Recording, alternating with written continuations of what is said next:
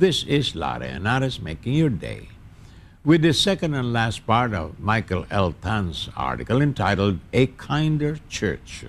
And we continue to quote and to conclude.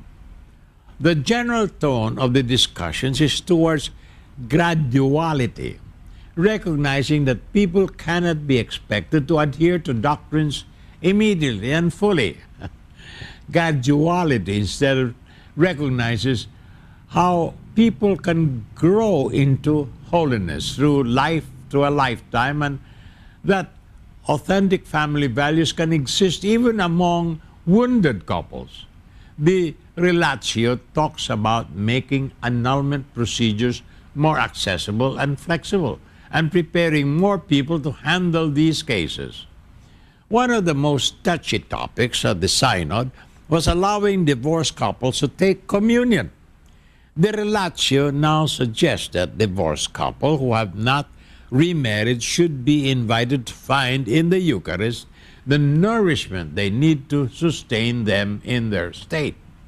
On homosexuals, an even more touchy subject, the Relatio acknowledges that gays have gifts and qualities to offer parishes and asks Catholic communities to provide fraternal space and accepting and valuing their sexual orientation without compromising Catholic doctrine on family and matrimony.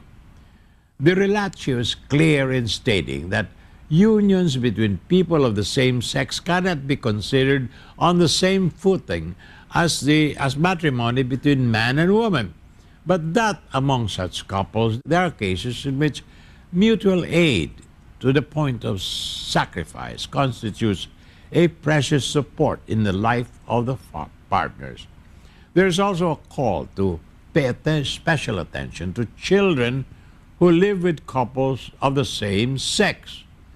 More about this after these messages.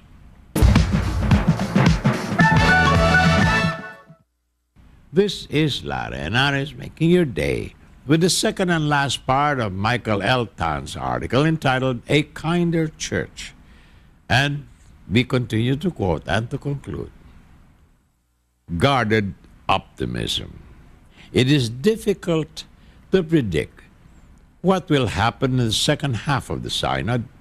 It seems that so far the discussions have been collegial, and the tone appears to favor a gradualist approach. I've felt uncomfortable with some of the language, like damaged. Also notable is that this is a largely male synod. The final document will be prepared by 9 men appointed by the Pope. But we in the Philippines should be listening carefully to the synod. We have seen too much of the harsh language of priests who deny communion to those who use artificial contraception, or very recently of a single mother being chastised by a priest as he tried to get her child baptized. This synod is actually an extraordinary one, with another synod scheduled next year. This will be the crucial time for the Catholic Church as the issues are discussed in greater detail. Nevertheless, the tone seems to have been set for a kinder Catholic Church. While the synod is close to the public and with the world having to depend on officially released statements such as the Relatio, there have been interviews with some of the bishops attending the synod, including our own Cardinal Chito Tagle, who has called for more help for poor couples. I also appreciated one interview with Cardinal Vincent Nichols from the United Kingdom, who has advised that we might want to consider for the Philippines. Couples about to be married, he said, should make a deposit on a mortgage for a house rather than spend on a lavish reception. That is as pro-family a statement as I have heard in a long, long time. This is Lara Henares, making your day, saying good day, God bless you. Thank you very much for being with us. Till next time, hasta la bye-bye.